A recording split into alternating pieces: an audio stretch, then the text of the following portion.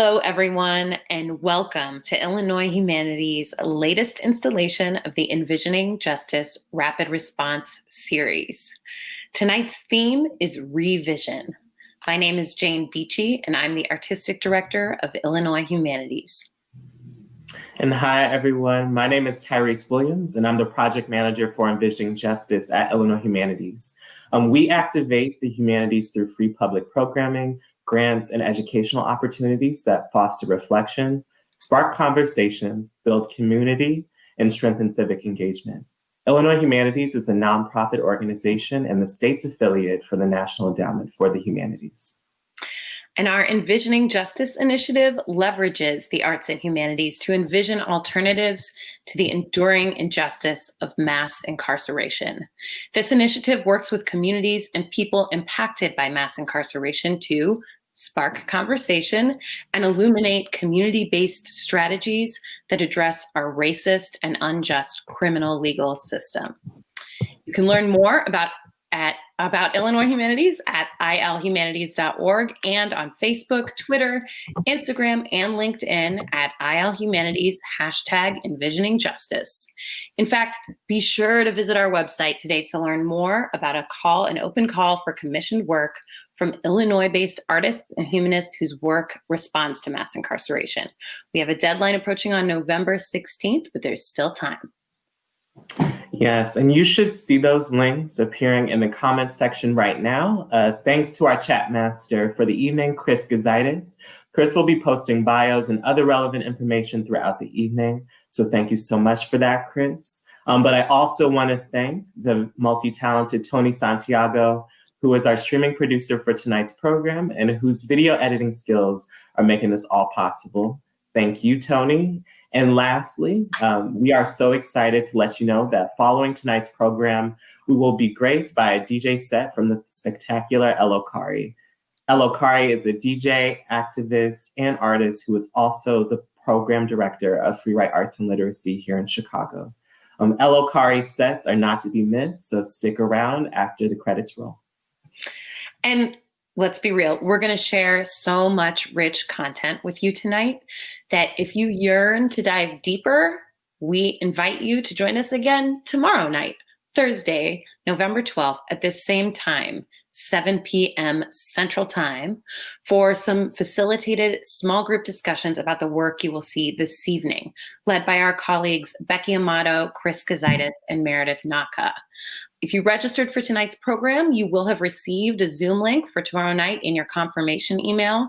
If you did not, never fear. We will drop a registration link in the chat right now, and we will put it underneath this video on YouTube in case you're not watching live, but still have time to catch the discussions on the 12th.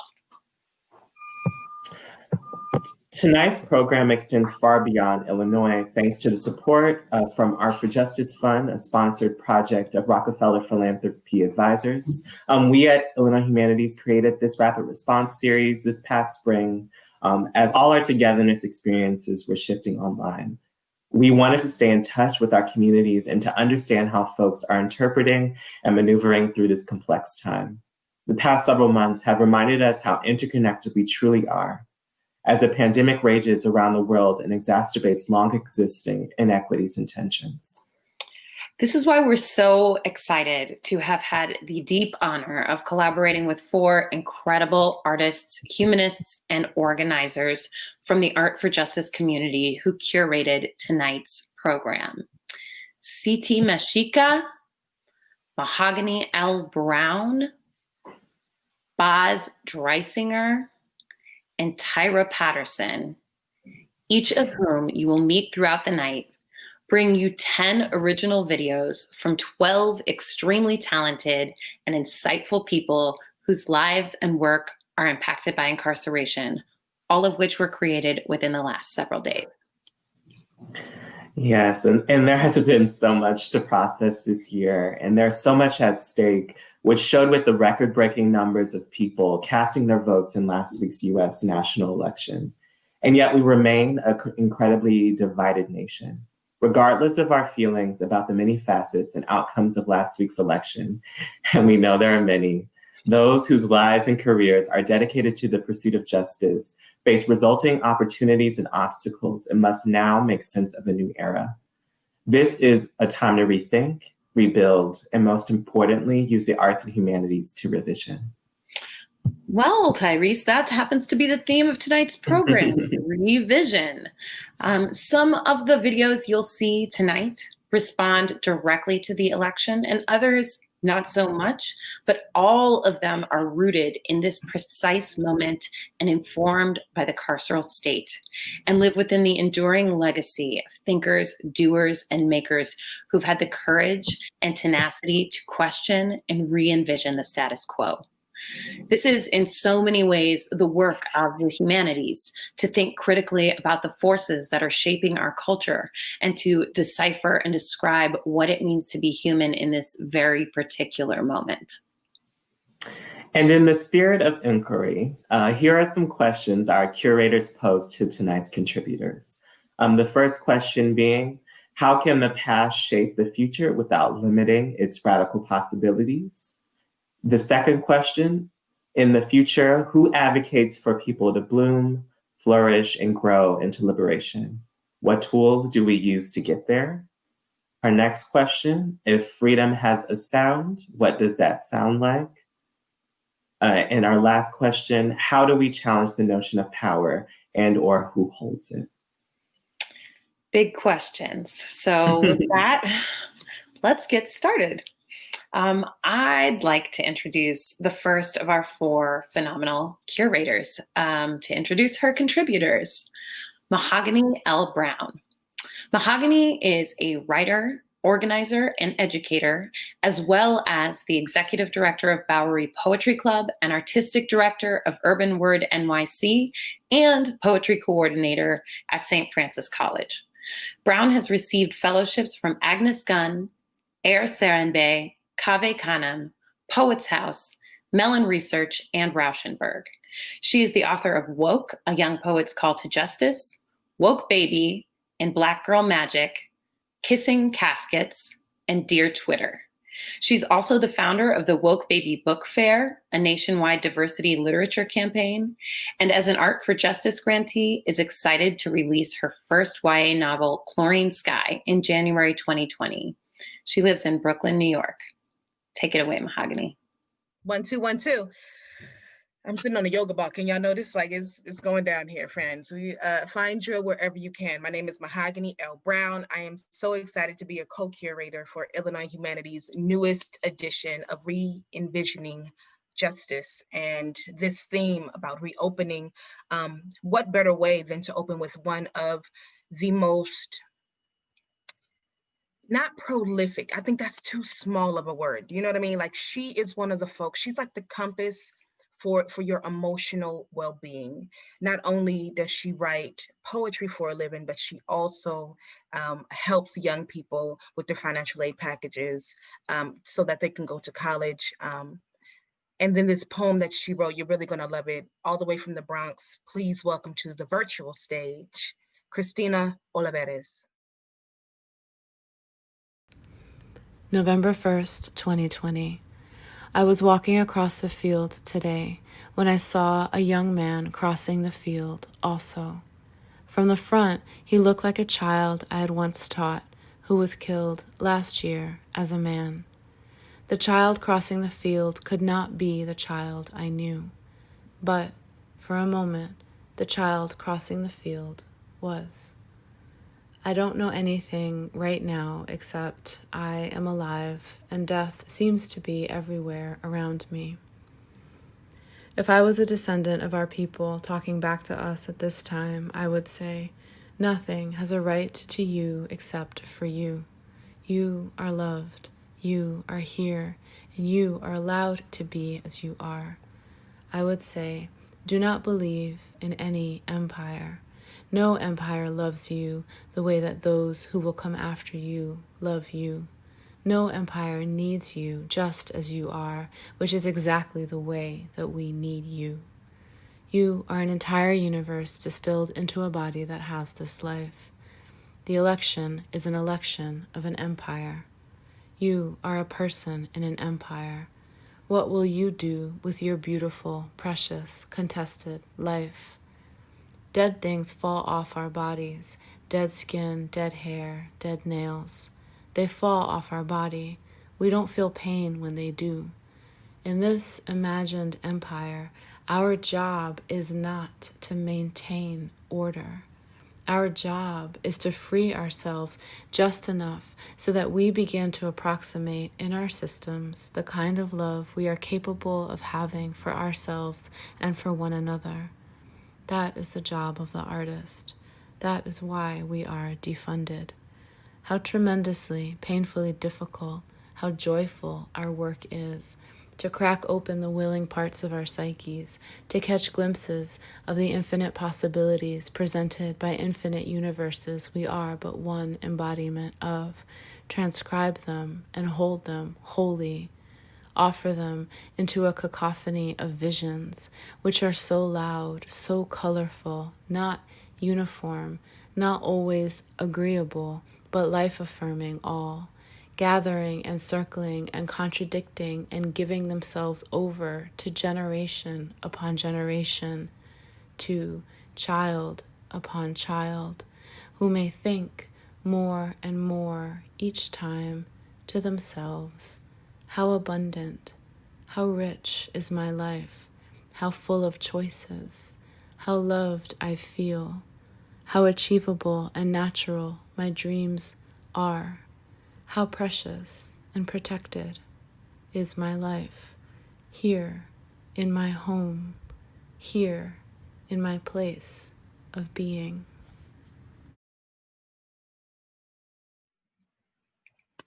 Woo!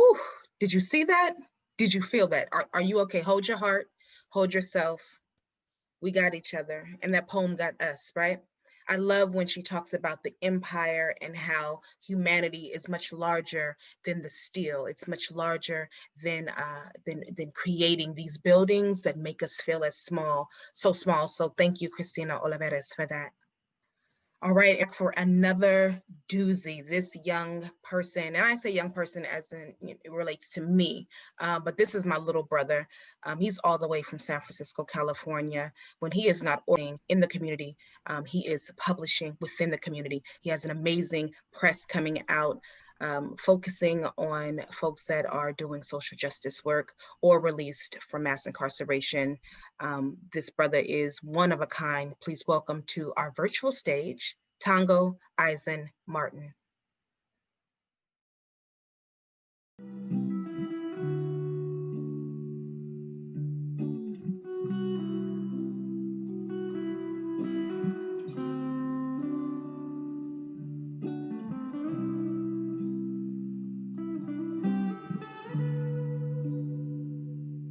A play in two parts by Tongo Eisen Martin. English is a lukewarm relationship with your people. With practice, I met every white person in the world. The state's pastel gibberish and white noise watch list transmuted by agents who point finger pistols at black children for funded nature, and now it's winter, or adulthood in America. Retail awards and standard issue bullets left on a plate outside my door. Plate design inspired by the gold-trimmed razor wire around Mother Africa, a congressional motif. Rope tickles neck. I am a human sacrifice. My parallel employment, pocket full of fists, defining efforts to be part of a famous family. The hospital bed shakes. Now I'm a white man's son, to quote the people who left me for dead. Nervous energy all over the Constitution. I owe you a war. I had a firm grasp on my mortality. I had an idea for a sonnet in the prison wall all picked out. Besides the nightstick, I know no other colors today. My double grows in Mississippi. My shoulders turn toward lesser gods landed, where the light changes revolutions. Pure America now confronts the women I love. Our forearms bathed in Louisiana tides. Forearms under each other's palms. I close my eyes, one floor beneath eyes already closed. One league beneath the sweetest laugh I've ever known. Psalm sketched, a sketch of gallows foreplay. You've taken me back, your humble narrator, gallows bandstand. In every place you turn my life into decent artwork. Imagine us, the death of commerce, Velvet gloves passing around our FBI file. Police station muscling for robber baron free associations, the sum of all corporate defense mechanisms, maybe a pale horse hoof. Policing that don't involve populations, just population symbols. Rope tickles a trumpet of gods. In the beginning was the word for a little bit. So I put sound first. She pushes my soul back into my tear ducts. Her classic bravery. She is loved back by her books. Black proletariat bathed in her late evening smoke. Rope tickles water. Out evolved by the police state, the suburbs retract. Bullwhips dealt liberally in a prison society. Vice president's initials on every nightstick saying the next person out the door better mean America no harm. Every place she turned my life into decent artwork. I've been blinded by the sun sitting on the wall. Our door hinges now in the water. Water in Richmond, California pollution. I wish my imagination was formal. Death trap narrator, book burning the hospital lobby. I am a revolutionary there too. Lazy eyes giving me an ovation. A 1, a 4, escape art. Jazz ready, the drums you love while kneeling. Unintelligible chariot talk. The horn's breastplate pierced by a Roman soldier. Psalm of the woman I love. Our house is ascending. This sketch spinning in unmarked air. A 1, a sacrament. A 4. Only made of light now, like an autobiography ends. I close my eyes, 1 floor beneath the 5 spot. Gallows king. Instrument of a new people. Laughter briefly fitting a psalm. Commenting on the sea line, putting boots to whirlwind. As you come all the way back from the Harlem Renaissance, just to have a word with me. I am for sure your poetry too.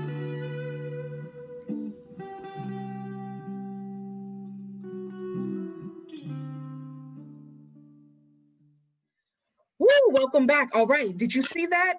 Not only did he create this soundscape by playing the guitar, but like the musicality in the words, and of course, like what a liberation mantra that Tango gave us just now. I'm so excited for his next collection of work. He was a California Book Award finalist. He's one of the best there is, and who better to have on your team than the Minister of Information. Make some noise again for Tango Eisenmartin. Make sure you follow him wherever he is. Okay, and last but not least, for my curatorial guesting, I'd like to bring to the stage another musical piece. She went to Columbia College, Chicago, and she worked alongside producer St. Louis to offer this magical thing. I hope you like it. Welcome to the stage, by way of Brooklyn, Amare Symone. Wake up!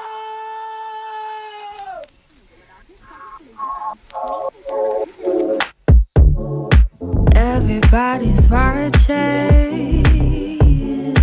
People stop and stare. Some afraid to stand up now. Tension everywhere. Crazy man in office. No money in the bank. No, and they trying to kill us, but we won't give up. Yeah. Wake up, wake up. It's your time now. Wake up, wake up. Don't give up, give up. They crawl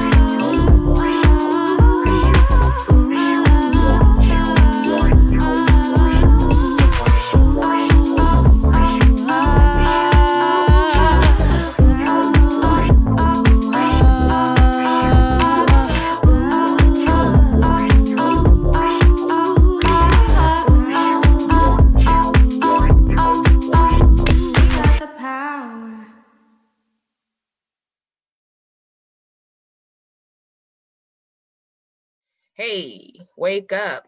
Are you dancing? I was dancing. I was dancing hard. Did you see the sweat happening? Good.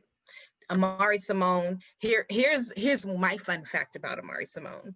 I've known her for 23 years, and that's because she is my daughter. So I'm so excited. We got to make this a family experience. Shout out to Yasmin Monet Watkins, who is a sister out in California. You saw all that skating, all those skating clips. Those were personal archives that she just allowed us to use for this liberation song, this freedom march song that Amare penned. And again, the video was put together by Jive Poetic. He also put tangos together. I'm just so happy we got to make this experience, and we would not have been able to do it had Jane and Tyrese and Illinois Humanities made it possible. So I hope you feel a little more prepared as we get ready to put our boots back on and stomp through the yard and make sure that everyone gets free. My name is Mahogany L. Browne. Thanks for letting me share with you. Thank you so much, Mahogany, and thank you to Amare, Tongo, and Christina for those wonderful offerings for tonight's program. I'm going to introduce our next curator for tonight's program, and her name is Baz Dreisinger. And Baz Dreisinger is a professor at John Jay College of Criminal Justice, the executive director of Incarceration Nations Network, a global network and think tank tackling mass incarceration worldwide, and founder of the Prison to College Pipeline Program, which offers college courses in reentry planning to incarcerated and formerly incarcerated students in the US and South Africa. Professor Dreisinger, a global Fulbright scholar and current Fulbright specialist scholar, also writes for such publications as the New York Times, produces radio segments for NPR, directs documentaries, and is the author of Incarceration Nations, A Journey to Justice in Prisons Around the World and Near Black, White to Black Passing in American Culture. She is currently working on a book entitled I Am Starting a New Nation. I'm going to hand it off to Baz now to introduce her phenomenal contributors. Okay, I'm taking you all to South Africa, Cape Town, South Africa right now.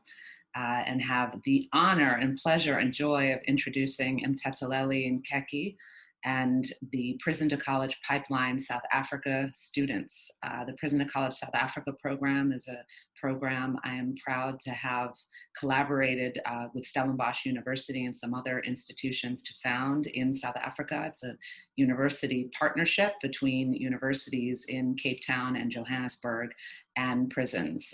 MT is probably one of the most inspirational people that I've ever known. We met while he was incarcerated at Drakenstein prison. And since then, since his release in early 2016, has been working tirelessly around this issue in a climate that is often full of rage and anger and fear. And he is working to change the narrative around formerly incarcerated and currently incarcerated individuals in South Africa in a whole host of contexts. And he also almost single-handedly launched an education program in a prison that was essentially a wasteland when it came to education.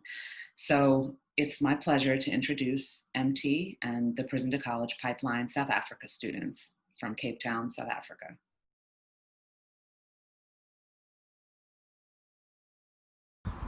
I am Moken Songe Makaluza, a formerly incarcerated individual and an active member of the Prison to College Pipeline South Africa. We are currently standing in front of Drakenstein Maximum Prison, where I spent 13 years of my life as an inmate. I stand with a diploma in communications, which has empowered me with a different way of thinking and a new way of seeing things. We unfortunately live in a country that uses mass incarceration as a tool for social control. I believe it is time that we worked towards changing this. I believe there's a need for open social dialogue where lawmakers, ordinary people, and people like myself engage, share ideas, and revision oppressive correctional laws.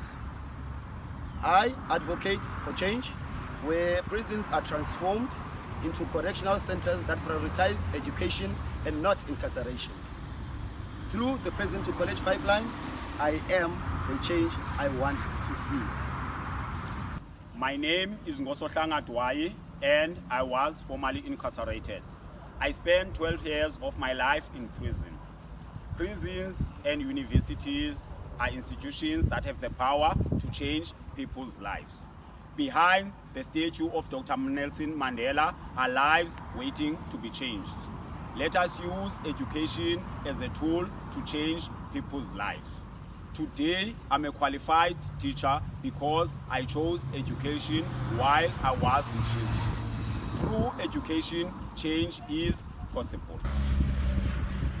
We need to rethink and revision how we treat those who are incarceration, to empower them, equip them so that they can be able to create sustainable lives, not only for themselves, but also for their families.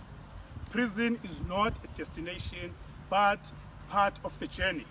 As Dr. Nelson Mandela once said, we must not judge the country by how it treats its highest citizens, rather by how it treats its lowest citizens. My name is Mthemtheleli Ngxeke. I was formerly incarcerated here, but today I am a proud entrepreneur and a Prison to College Pipeline South African coordinator. Amandla. And we are Prison to College Pipeline South Africa.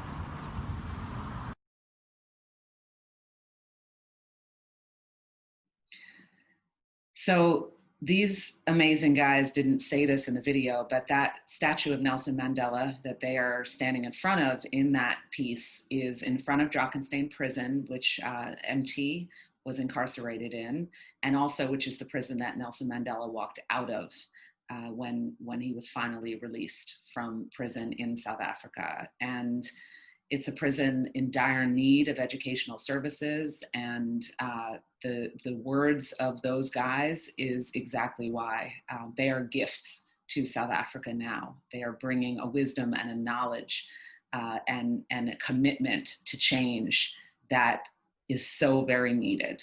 So thanks to you guys, and I know I'm excited to build with you further.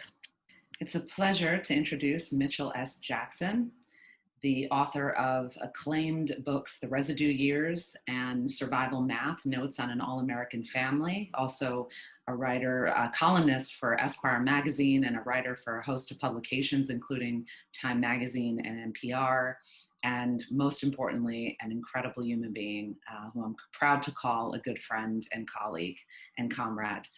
Mitch and I actually met at John Jay College of Criminal Justice, where I teach, and he was teaching at the time. And in that time, this was almost 10 years ago, I've had the pleasure of watching his career explode.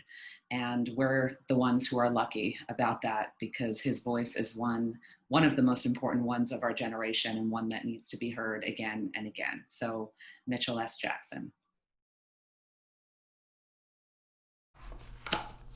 This is from an essay titled Revision. I served a 16-month sentence in first Mill Creek and then Santiam Correctional Institutions. My last few months at Santiam, I scribbled on loose-leaf paper the first paragraphs of what I would hope, pledge, dream, school, cry, will, pray into a novel. Muscled up off countless push and pull-ups, how cliche. I paroled on July 8, 1988, and whether I realized it then or not, and for the most part I didn't, I began to revise. Revision isn't editing or proofing. Editing is finding minor problems. It's addressing those minor problems with easy fixes, such as deleting a word or sentence or copying and pasting a paragraph elsewhere. Proofing is seeing the work as static. Proofing is correction. Proofing is fixing a comma splice or a misspelled word or faulty subject-verb agreement, aka applying the rules of convention. But revision is something else. Revision might include editing or proofing, but will always move beyond both. Revision is seeing the work in progress.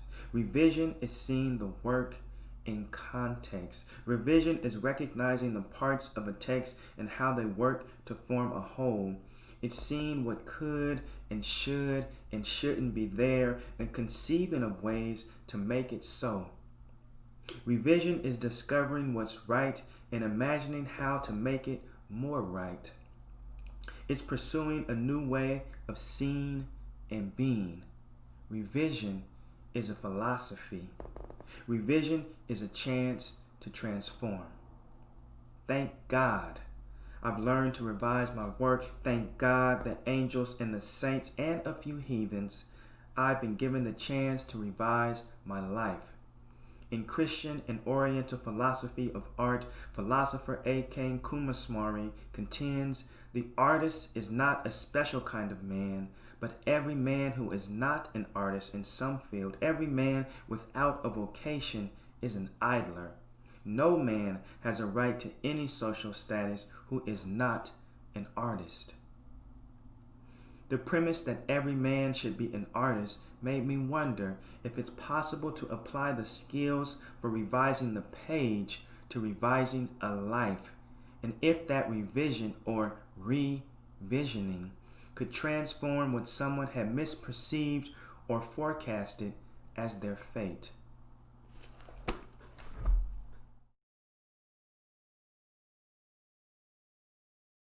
See, it's words like that that affirm why I say that this is one of the most important voices of our generation. I love this idea of revision in life and revision on the page and the power of agency that the pen gives us, and the intimate relationship between life and art and life and writing ourselves and writing our words. So thank you, Mitch. So we get to jump over to the Democratic Republic of Congo and meet the incredible Prince Kwamiso, who is an author, singer, and songwriter who believes in the power of the arts in shaping the culture of a generation. Prince has worked in the private sector and for nonprofit organizations for 9 years, leading projects in sexual and gender-based violence, health and nutrition, youth and community development. He's won a bunch of awards for his work. And Prince and I actually met when I was living in Kigali, and we just sort of happened upon each other, started chatting, and hours later, we're still chatting and reasoning. And then a week later, he was flying back from DRC to Kigali to collaborate with me on a film project and more. And we've always stayed in touch since then. I've always been inspired by his work since then. So Prince Kwamiso.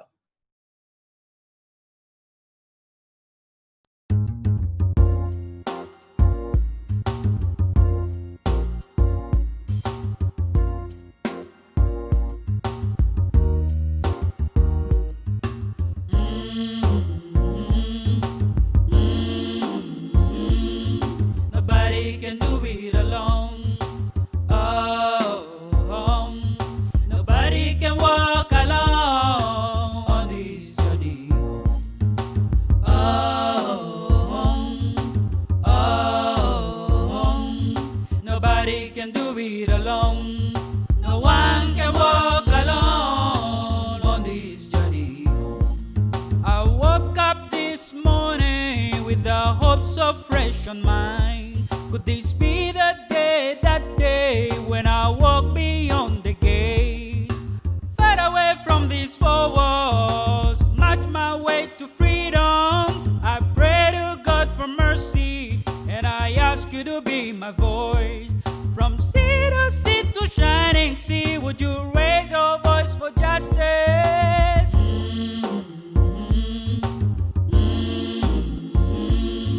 Nobody can do it alone. Nobody can walk alone on this journey.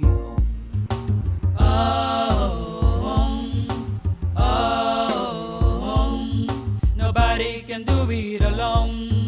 No one can walk alone on this journey. Look behind the bars, my hands are reaching out.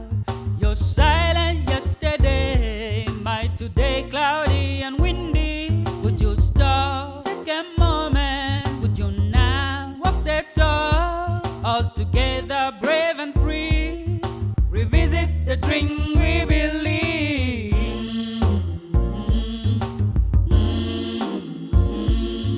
Nobody can do it alone.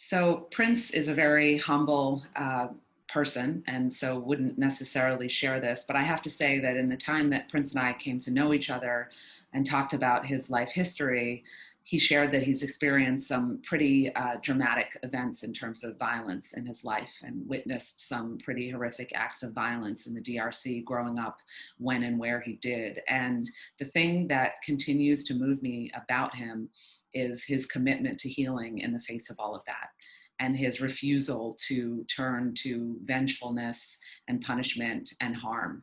His incredible desire to work not only on his own healing, but also using art on the healing of particularly women who have experienced sexual violence and sexual harm, and have experienced the use of rape as a weapon of war, as he put it to me when he first talked to me about the work that he was doing with women in DRC, inspired by his love for his mother and the way that he watched her suffer after his father's death.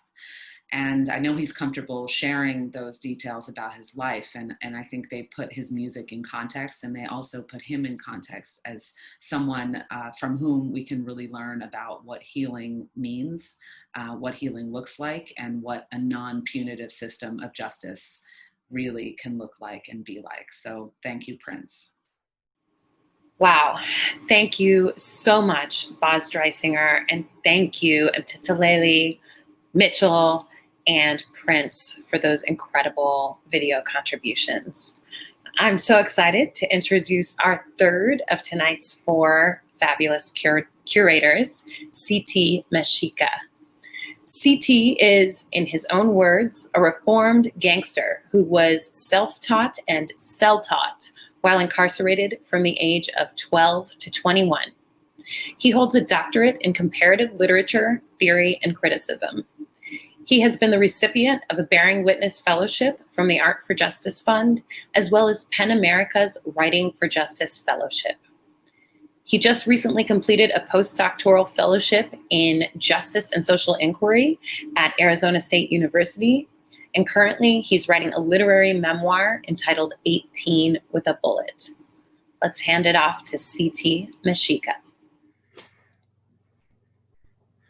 Hi, my name is C.T. Ngxeke, and our first contributor to this panel that I'm co-curating is Arthur Longworth, who, like me, was state-raised, one generation away from each other, and we came up we were state-raised in the same places. So you're gonna hear a lot of his, a lot about his experiences. He's a long-timer, as are all the other people on the panel, and here we go.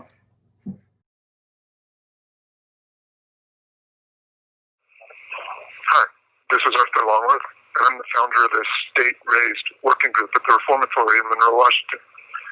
I know I don't have to define the term state-raised for anyone inside prison. I mean, because there are so many of us in here, the meaning's obvious. However, I think it might be useful if I outline what state-raised means for people who haven't been to prison. State-raised is an adjective prisoners who weren't raised in a home or in the care of a family used to describe themselves. State-raised youth are raised in institutions, like the foster care system, the juvenile incarceration system, or nowadays even immigrant detention facilities.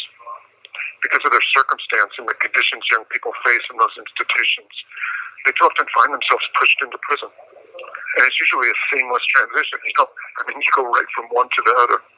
In fact, when you're a young person raised by the state and they send you to prison, you hardly notice the difference. Because it kind of feels like prison is exactly where you were raised to be. I've always thought there's a problem with that. My group organizes the state-raised community inside these walls. For years, we've helped train social workers, effected legislation, and facilitated seminars on the foster care to prison pipeline. Unfortunately, we haven't been able to do anything since the pandemic, because now we're hardly allowed out of the cell house, which is a shame, because the chain buses haven't stopped arriving. And every week they bring in more young people who are raised by the state.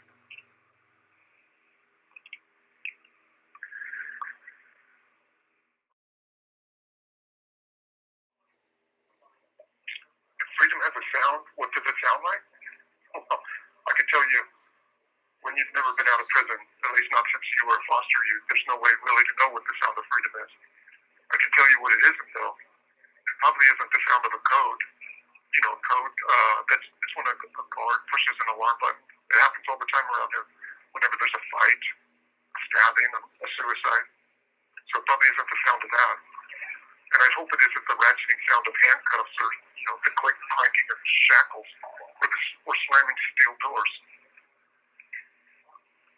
Whatever freedom sounds like, probably some part of it is a bird chirping, a woman laughing, maybe even a little quiet. That probably sounds dumb, but I think if you were here, you might understand.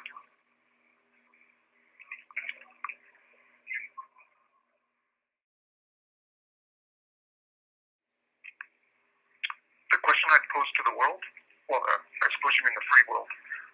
I guess the question I'd have is, why did you guys out there quit marching in the streets? I mean, seriously, was it because you thought maybe they fixed the justice system and now you're satisfied? Or did you just get tired?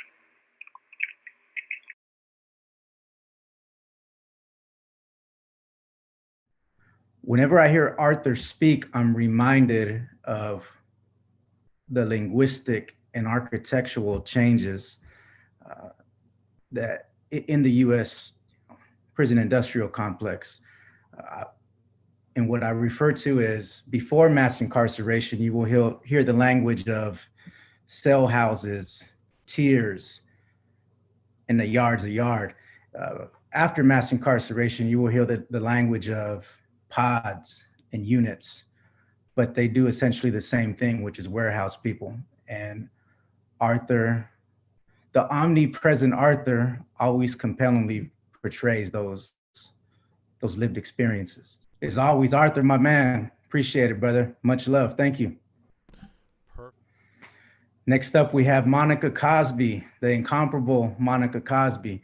Her and I have spent a lot of hours on the phone recently discussing the joint, her experiences in it, and how those of us who have had those experiences have navigated through it and came out with our dignity and self-respect intact. So without further ado, here she is.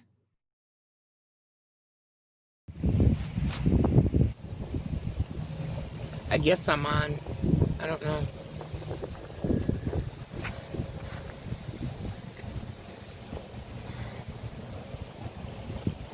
Also, I'm probably not holding this right. I'm not good at a whole lot of this technical stuff. Okay, so I'm in Twin Lakes, Wisconsin right now. Somewhere. I don't know if you can hear the water and the waves, right? This is what freedom sounds like.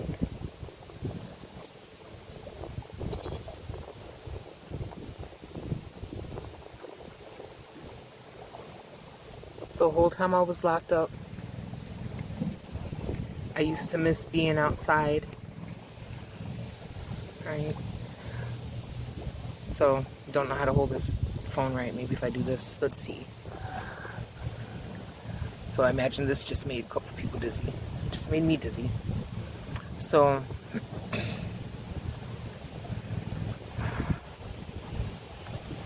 I've only got 3 minutes.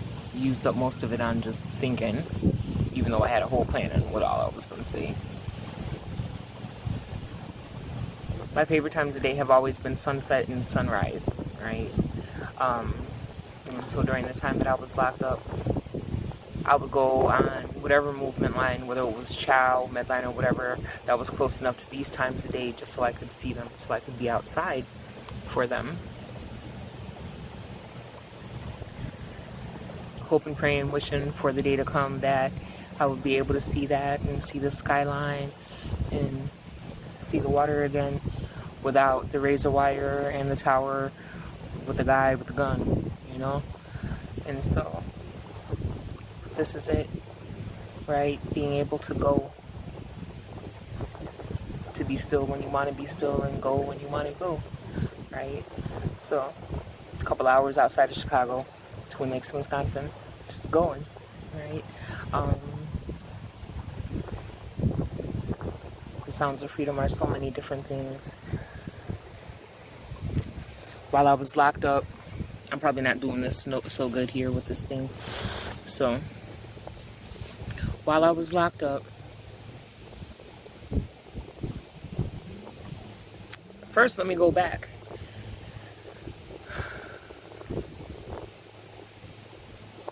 The brother who talked about what it ain't, right? The sound of what it isn't.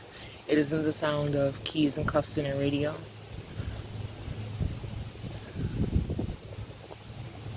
It's the sound of children laughing.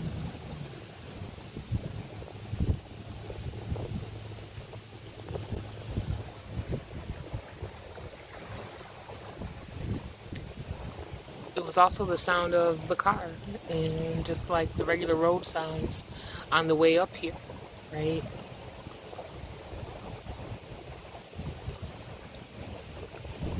Freedom doesn't sound like sirens.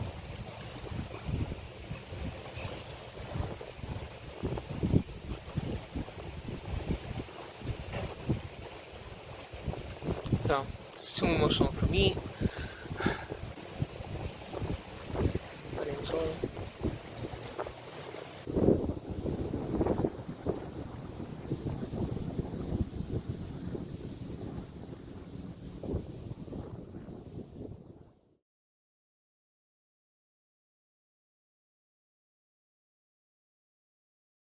Well, there you have it, folks. One of our 2 contributors from Chicago. Heavy duty, heavy duty. Of course, that's what Monica always brings. And she always brings the love and the fierce friendship wherever she goes. Thank you, Monica. Okay, last but not least, we have Tamakia Johnson of the California Department of Corrections.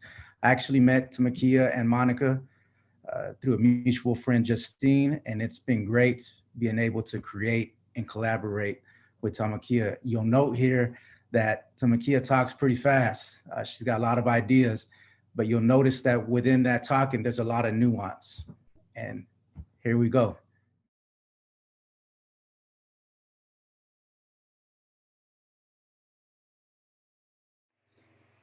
Greetings. I am Pastor Tamakia Johnson. What? My pulpit is the prison industrial complex where I am falsely incarcerated for acts of self-defense as a domestic violence survivor, criminalized because hate didn't tolerate. I was a Black female California Highway Patrol officer, 911 operator, clerk, and intern, including Black excellence in a good old boys world.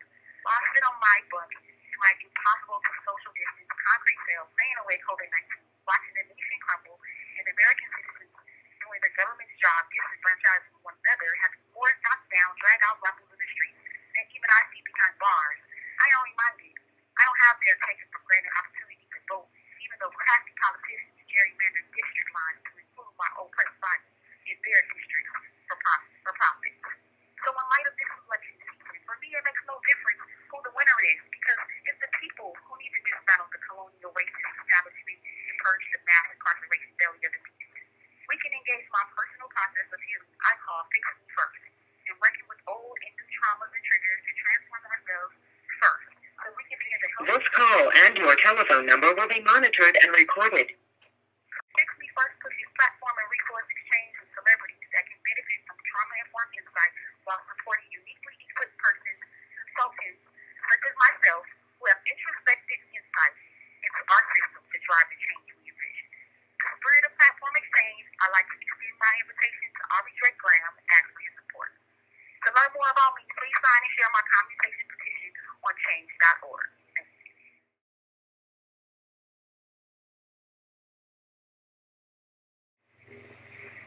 Freedom sounds like an apology, success, acknowledgement of right and wrong, financial compensation and reparations. Thank you, next. My daughter asking me to show her how to do the Kobe Bryant crossover. My nephew begging for mercy as I get him ready for football season. An unimportant uproar from my enemies and my haters, asking me for tips on how I move on. The man of God's choice asking me on our first date. The world saying it easy right now. My celebrity friends asking me how to exaggerate color in their mundane gray lives. And my family saying, welcome home. With Championship, What's Free by Meek Mill, Rick Ross, and Jay-Z playing in the background. Sounds like freedom to me.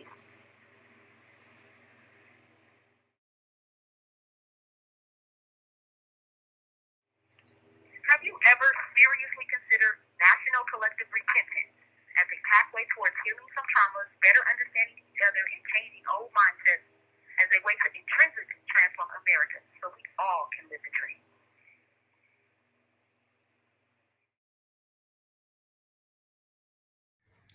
In true 90s outro hip hop fashion, we just heard from the great and the rising, the emergent Tamekia Johnson. It's been an honor and a pleasure to work with her and everyone else.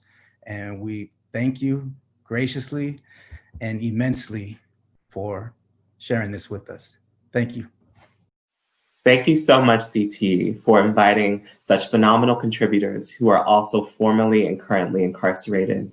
We are so thankful to have their perspectives included in tonight's program. So I want to say thank you to Monica, Arthur, and Tamekia for sharing with us tonight. And I'm going to transition into introducing our final curator for tonight's program. Last but not least, we have Tyra Patterson. Tyra was born and raised in Dayton, Ohio. On December 25th, 2017, she walked out of prison after serving 23 years for crimes she did not commit. Today, Tyra travels all over the country to speak at law schools, colleges, prisons, conferences, and high schools, leveraging her story to educate on social justice, mass incarceration, and wrongful convictions. She currently lives in Cincinnati and works at the Ohio Justice and Policy Center, where she serves as the Director of Community Outreach. Tyra also maintains paralegal duties at OJPC, working on cases on behalf of people, both guilty and innocent of crimes for which they have been convicted. She is also an ambassador for Represent Justice. Her story has been covered by many publications, including Rolling Stone, Essence, The Guardian, and many others. Tyra is heavily involved in the arts community of Cincinnati, specifically using art to educate people on the issues of social justice and mass incarceration. So without further ado, here's Tyra Patterson introducing a collaborative project done by Amanda Padgett, Anhelita Reno, and Sarita Scruggs. Surviving prison meant interdependence. A lot of times, all we had was each other. We had to constantly affirm each other. And that created this bond that transcended prison. The shared human condition of incarceration creates a unification that people who haven't had the lived experience will never understand. The triumphs and barriers that we face are felt more deeply. Our approach to this video was, how do we do it together? As we always have. We wanted to illustrate what it means to not only rely on one another and how germane that is to survival, but how survival creates beauty. Revisioning incarceration is creating a place where those bonds are celebrated and encouraged over isolation and segregation.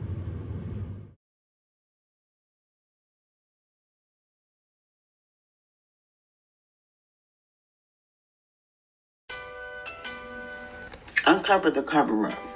That's a real man and woman standing there, not a mannequin or a shell of a body used to grow the economy. Magnify truth to our youth. That's a shaky bridge, gapping the correlation with education and incarceration. Because what would be the purpose to allow humanity to impact a system that misused the poor to get richer? This is a prison, a billion-dollar business. If humanity was in the hearts of the hands in power, they would lose millions. Truthfully considering non-mitigating facts. Individuals who lack would gain tools, what an impact. If we were affected, not infected, a true rehab. But that's not the economy's blueprint. And what they call a blueprint, I call a shoe print. On the necks and the backs is where they instituted. Make America great again. I can't salute it. I lost my freedom for you to prosper. Anywhere inequality is high, incarceration is a factor. I've endured a lot of pain to get to this point. Still, you'd rather hurt me and send me to the joint. Coming to terms with the affliction that led to my addiction. that place you hold for me under the guise of rehabilitation. But that implies that something is wrong with me instead of my transformation. I only burned down that village because I needed to feel its warmth. It wasn't about hurting you. It was about saving me in the society with the barriers that I simply couldn't carry. Your idea of corrections was designed to break me and made it worse. Prisons don't make us safer, but they did make you richer, so you get the picture. Surround me with support. Help me with my trauma that I had to survive. My will to live and desire to die don't have to collide. Through my talent, I opened my value like a gift. You locked me up with no plan and released me in a can. Probate my power, not my freedom. Elevate my potential and not my limits. Alleviate restrictions that lead to recidivism. Allow me a chance to make the system different. It's all about this revision.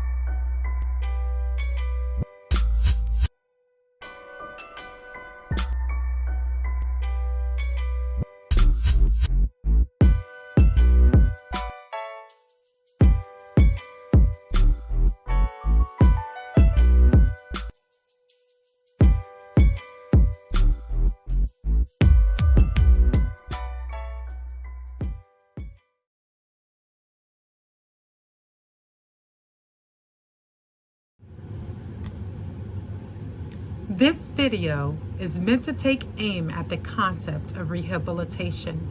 That term implies that something is wrong with us.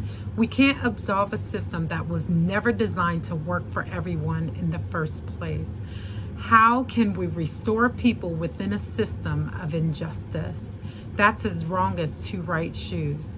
An overwhelming majority of women aren't in prison because they are bad people. They are there because their response to abuse and trauma has been criminalized. While the rate of incarceration of women is skyrocketing, resources and programs aren't matching the pace. We are hoping that a new administration in the White House would be open to revamping what policing and incarceration look like. We are optimistic that process will be informed by people who have been directly impacted. This drawing illustrates what incarceration feels like in its current form. That's why it's important for this revision. Thank you. Wow. Thank you so much, Tyra, for bringing us that magnificent video from Amanda Padgett, Anhelita Reno, and Sarita Scruggs. We are so grateful to all of you. In fact, we are grateful for all of tonight's contributors and to curators Mahogany Browne, Baz Dreisinger, CT Mexica, and Tyra Patterson for expanding our community by connecting us with these tremendous artists, humanists, and organizers from around the world. And endless thanks to the Art for Justice Fund for expanding Illinois Humanities community to include Mahogany, Baz, CT, and Tyra in the first place. Yes, and if you want to watch this evening's program again or share it with your friends, you can do so right here on YouTube using the same link that got you here tonight. Huge thanks goes out to all of our contributors, to our fabulous funders, the Art for Justice Fund, the Mellon Foundation, and the John D. and Catherine T. MacArthur Foundation's Safety and Justice Challenge. Also, a huge thanks to the entire staff of Illinois Humanities, especially our chat master, Chris Gazaitis, and again to Tony Santiago for making all this technologically possible. And as a reminder, please join us tomorrow evening, Thursday, November 12th at 7 p.m. Central Time for facilitated discussions about tonight's videos. And stay tuned for a companion guide that will help you dive even deeper still. You can stay abreast of all that Illinois Humanities has to offer at ilhumanities.org and at ilhumanities on all the social media. But first, stick around right here. We'll play Shout Across Mountains by Growing Concerns Poetry Collective while we scroll through some important credits. And then DJ Elokari is going to hop on this stream and bring us a set that will get us up and dancing. Yes. Thank you so much for joining Illinois Humanities tonight for the Envisioning Justice Rapid Response Series Revision. Good night. Good night, everybody. We proud cause we full voice people. Shout across mountains people. We full voice people. Shout across mountains people. We full voice people. Shout across mountains people. We full voice people. Shout across mountains people. I have tried to fold myself into your quiet places, shoes and laces. I come undone trying to run into a shape you find acceptable. Sometimes it's imperceptible how always the old ways live in me though. I come from a full voice people. Now you might call that loud, but I think we are the sound of the beginning of the universe. Can I just share this verse? We're the song and the tales of comets. Don't matter what you call it, cause I define me in the context of me, in the context of me, in the context of free. Cause shout across mountains people, people, boys, people, shout across mountains people. Here is the church, I am the steeple, look up to me. I got the whole bright sun shining in my throat. Let these vibrations coat all your anxieties and maybe set you free, and maybe set you free.